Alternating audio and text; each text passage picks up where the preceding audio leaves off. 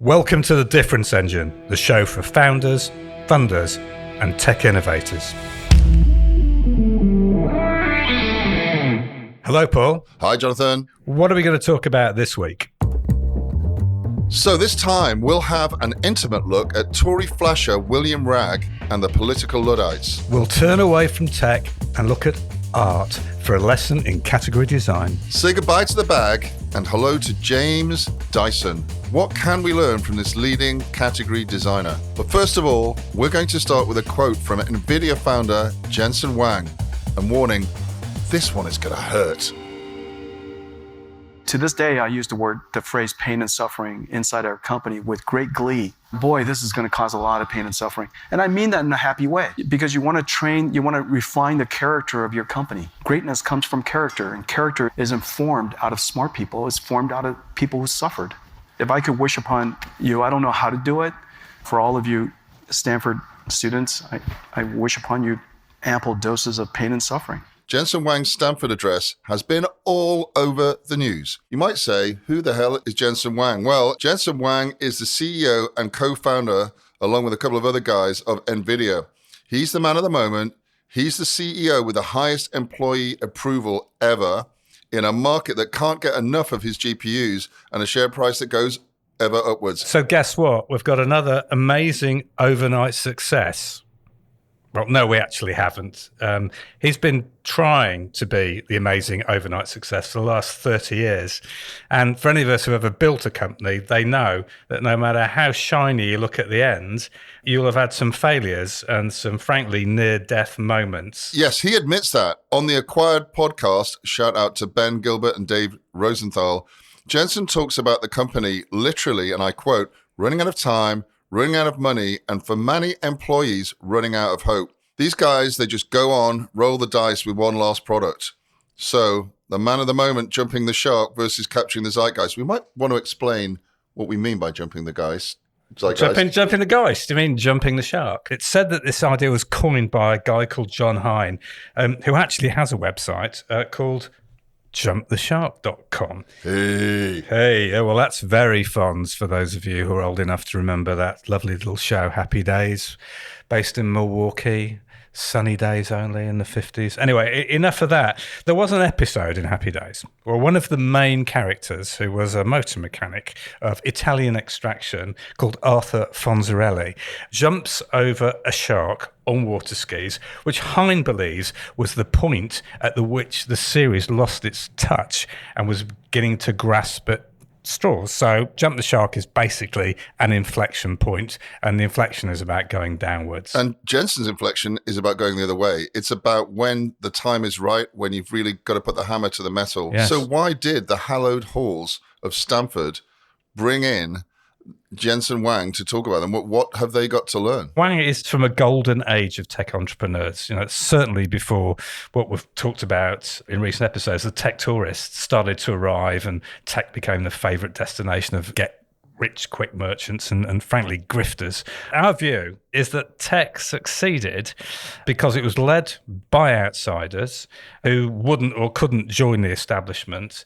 They had to go through pain and suffering. You know, undoubtedly, we saw over the last decades, you know, people who were neurodiverse, maybe just plain hyper-intelligent, but impossibly nerdy. And for them, tech provided a sanctuary for their skills. That's definitely so, but I think all the evidence is it was the ultimate outsider class, people with nothing to lose, you know, immigrants to other countries, or frankly, the children of those immigrants who were actually driving force for innovation, right? And category design. I think America and certainly the West Coast, there's a fine heritage of outsiders and all the pain and suffering they experienced before they even got into the tech environment. So you look at guys like Peter Thiel, a German working in America and a gay German to boot. Got Larry Ellison, a Jewish immigrant named after Ellis Island, but an orphan. Sergey Brin, Larry Page of Google, Russians escaping the confines of communism. Steve Jobs, Syrian immigrant parents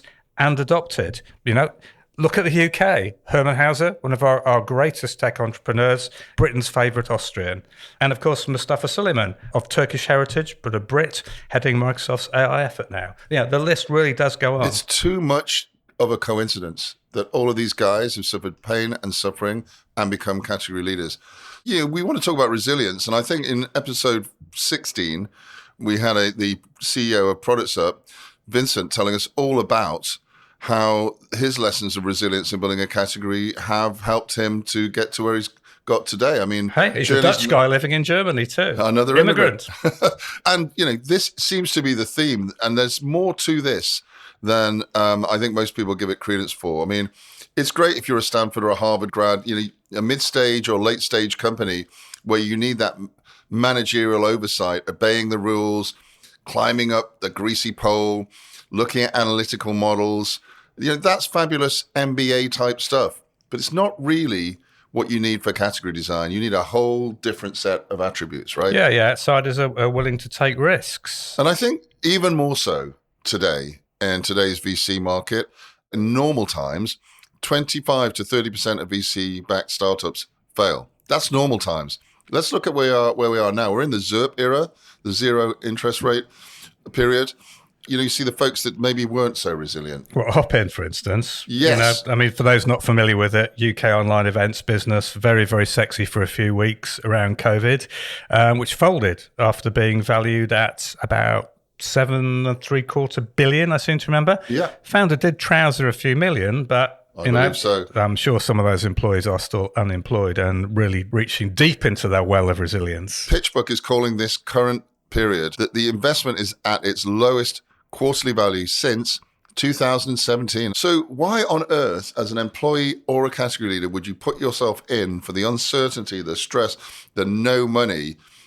I mean, how do you do that? What's the motivation? Oh, can I mention Nietzsche now, please? Okay, if you must. What doesn't kill you makes you stronger. I say, tell that to a war refugee. I think that's a very overused quote, and the man was a very miserable individual in the latter period of his life. So perhaps Nassim Taleb's got a bit of a better grip on this? Well, we like Nassim. We loved Black Swan. Yeah. And his book, kindly reminded to us by our producer Seb, Anti-Fragile, has a very interesting subtitle, Things That Gain from Disorder. The pain is going to come, and you can't avoid it.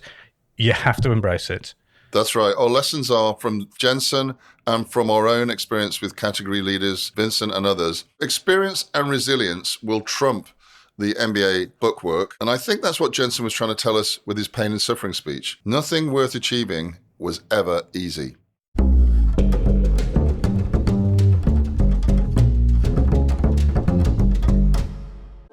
Think there are too many lookalike tech companies chasing the same markets? We do. We think it's because so few tech startups are able to build and lead their own categories. What matters most is to be different. Stop following and start building your own unassailable leadership position today. Working with the category design gurus at Categorical brings decades of differentiation expertise to your team. Book a consultation from our website today and we will send you our one-pager detailing how to start designing your own highly differentiated category. Next up, they say no two category leaders are quite the same. And as we've discussed, the Taiwanese-born CEO of Nvidia wished every fortunate student pain and suffering. He called it his superpower. Now, can you imagine a category leader from a very, very different life, a privileged background in the heart of the West? Could they ever hope to create a category? Imagine a guy absolutely unlike Jensen Huang, who's seen no poverty, whose parents are part of the establishment, who was not self-educated, and in fact benefited from a very nice private education. Who could this be? Give you a guess. He's now a knight. Paul McCartney. No, not Paul McCartney. In fact, I'd give you Sir James Dyson. Now, why should this scion of the establishment seek out the pain and suffering he clearly has done? Who would do that? Let's have a look at the ultimate tech category creator. Let's have a look at James Dyson. He started off with the ball barrow. Look it up if you don't know what that is. It's a wheelbarrow with a hoppy ball, space hopper on the front, essentially. Clues in the name. Didn't get it right first time.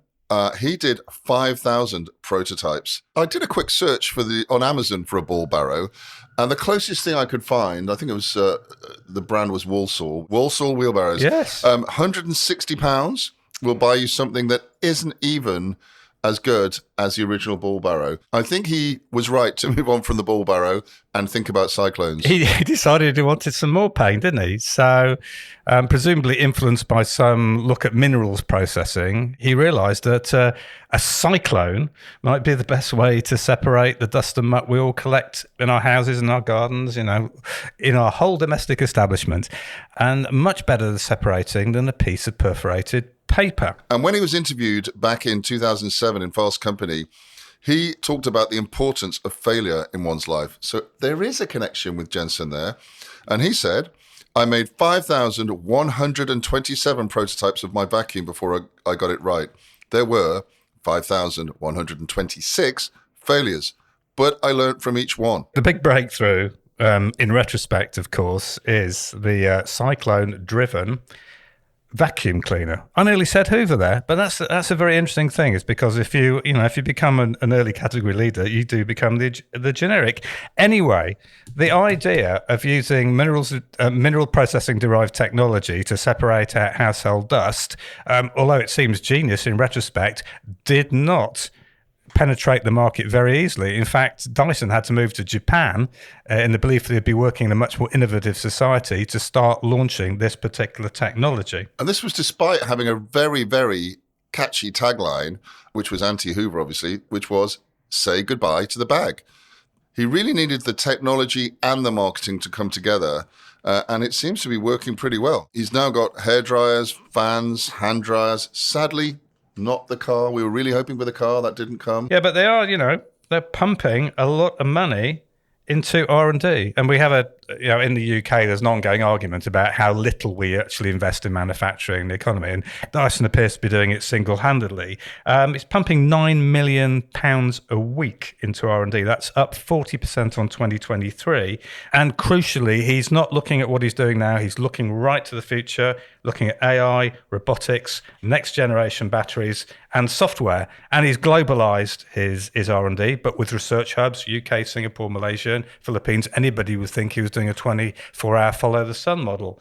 They've now hit global revenues, 7.1 billion for a domestic product manufacturing company. That isn't too shabby. That was 2023, up 9% on the year. And they're gearing up for their biggest line of product launches to date. But this is backed by 6,500 engineers, which is prodigious for any UK company. And the thing we really like about it is Dyson is sticking to his knitting. He's still the chief engineer, and expect new products in beauty technology, home technology, and even wearables, where he's clearly going to drive some innovation. I think you can tell we're big fans of the guy, and the boy is still at it. He is still innovating in categories, experimenting like crazy. You talked about noise cancelling, air purifying headphones. Oh, God, talk about bringing two categories together. And what you're doing there, of course, is reframing the art of the possible, reframing the category, shaping the future that you want. It's just complete category design. Reframing what consumers should expect from everything from the actual application of the appliance to the quality by which it's made. But I've just got one little bit of a problem with Dyson. I'm really glad that Dyson is keeping the role of chief engineer, but that means that somebody else has really got to run the company. So a few months ago, they appointed Hanno Kerner as the new chief exec. He's ex-Jaguar Land Rover Group and BMW. Ironically, the decision to appoint Kerner came after they scrapped their attempt to build the electric car after getting rid of £500 million in that event. What worries me is that Kerner is clearly an established king of better. Everything he's ever done is about making an existing product better. Presumably succeeded at BMW, perhaps didn't do it at JLR. If we're not careful, there could be an abandonment of Dyson's guiding principles around innovation. Just as well, the emperor of different, Dyson himself, has all the shares. Yes, and I have a little bit of beef with James myself. He met with the Chancellor, Mr. Hunt. This was ostensibly about R&D investments. It is reported in the Telegraph, I believe, that there was a bit of a spat there, and the politician told the category designer to stick to designing and being an entrepreneur, and if he wanted to affect politics, to get himself elected. Bit rude. He probably isn't a serial grifter, so he probably wasn't going to take that offer up. But I think what is really interesting about this is, this is Huang's pain and suffering for category creators. So we're going back to Jensen. Yeah, back to Jensen. Car brand as well, of course, for those of you who know the little Brummy firm that used large American V8s to make sports We digress. cars. Sorry. Pain and suffering. Sorry. The US version seems to mean immigrant families, early life poverty, work ethic beyond the native citizen. But others like Dyson have deliberately put themselves into situations of pain and suffering where they could have had much more comfortable alternatives. And, that tells you a lot about personal motivation. So what we're saying is that somebody who did not have to put themselves into a world of pain and suffering seems to have achieved greatness as a result of it. Absolutely, but they have to be prepared to do it. So hats off to Dyson. In the great race to be the world's favourite entrepreneur, somebody who didn't have to do it has triumphed. And sometimes you may think that takes even more gumption that somebody had no choice. Does that make him greater than Jensen? I think it probably does. I think we could have them both round to dinner and have a very good debate about that. Okay, so leather jackets on. Let's have Jensen and James round for dinner. It's a plan.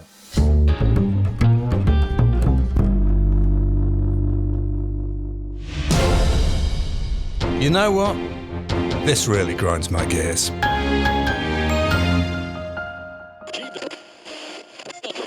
Conservative MP William Wragg confessed to leaking fellow MPs' contact details after being lured into a honey trap sexting scandal. Wragg admits he was mortified and apologised for his weakness after claiming the man had compromising things against him. Why is it that politicians cannot keep it in their pants? Or, if they really, really cannot, at least avoid pointing your iPhone at your pecker? Surely not. I mean, it defies description, this, isn't it? It defies belief, actually. It's sort of the latest. I've lost my phone, so I cannot give you my WhatsApp messages. Didn't Nicola Sturgeon, that cocky and self-proclaimed plain-speaking Scottish former Well, there was nothing minister, plain-speaking about when she lost her WhatsApps. Yeah, she became very silent, didn't she? And sort of quite nippet, as my Scottish mother would have said. And what about bumbling Boris? My God, he was very good at losing his WhatsApp messages. Well, he was advised to change phones, to be fair. Of course. Oh, yes. It was Believe that. It was my advisors. Even our beloved leader, Mr. Sunak, didn't have him ready to show. We could go to jail if we tried that trick. Oh, my God. We would be in jail. This is what's so annoying. And the fact that his mates from the same political party tried to excuse him and say it's well done for apologising, I mean, that just doesn't even touch the side. Like you say, we'd be facing jail time. I don't think that's beyond the pale here. Why is it our politicians are so far behind on tech? Once it was sort of sweet, right? Okay, I don't really get tech. Everyone could go off and innovate. We had a great old time. But now everybody uses tech, including them. And I don't understand why it's acceptable to apologise for what is essentially a national security issue. Yeah, well, let's face it, our politicians are essentially a political class. They exist on their own and they exist away from normal society. I mean, they're tech simpletons, right? Okay, so, we have somebody, as you said, called Rishi Sunak, who happens to be our Prime Minister at the moment, and not for much longer, most people believe. But in his time remaining, what do you think Rishi should do? Well, I think he should consider what we know. So we know that Meta, who owns WhatsApp, works very closely with the US government.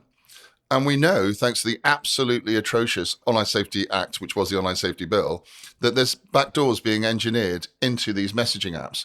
In what world does it make sense for those guys who are having confidential national security-based issues to be going around with this sort of behavior? If I was Sunak, here's what I'd do. Number one, I'd sack the Torag immediately. Sod the election. Very Freudian, that point. Sorry, very Freudian.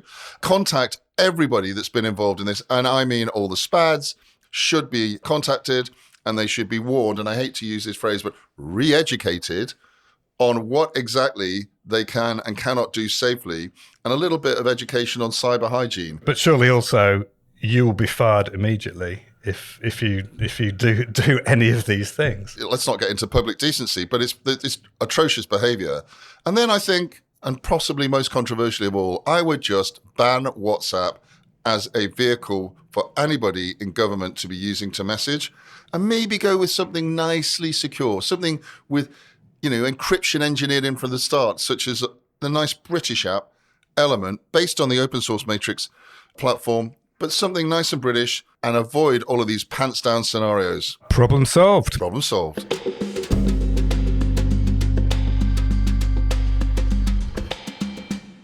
So what next? What are we going to talk about in tech next, Jonathan? I don't want to talk about tech. I want to talk about art. What about art? We constantly talk about category just in terms of technology. I mean that's fine. That's fine. We know technology has changed the world, from flint axes to antler picks onwards. But categorization too has been changing the world for centuries in different ways. And there are lessons here for current times. Why did I get onto this? Well, I've always, as a Brit, had a soft spot for the Impressionists. The rise of Impressionism, I think, was a perfect category play. Right, let me explain why. First, the Impressionists passed the first rule of category. Different, not better. Be different, not better. So everybody from Gustave Caillebotte, Mary Cassatt, Claude Monet, Berthe Morisot, Renoir, Sisley, they were an eclectic bunch, but they had one thing in common. Their style of painting was different, right? They broke all the conventional rules of painting in France at the time they were around, and there were conventional rules because it was controlled with an iron hand by the Académie des Beaux-Arts. And the Salon, which was the exhibition, they organised yearly in Paris. Now, this was an incredible thing because they decided how painters should paint, a very, very prescriptive style, looking back to ancient times. Paint, You're reminding me of big tech telling you how to run your products and run the world. Sort of like that. But the problem was it was holding back a whole cultural movement. If you didn't exhibit at the Salon, you weren't considered a serious artist. Dealers weren't interested in you.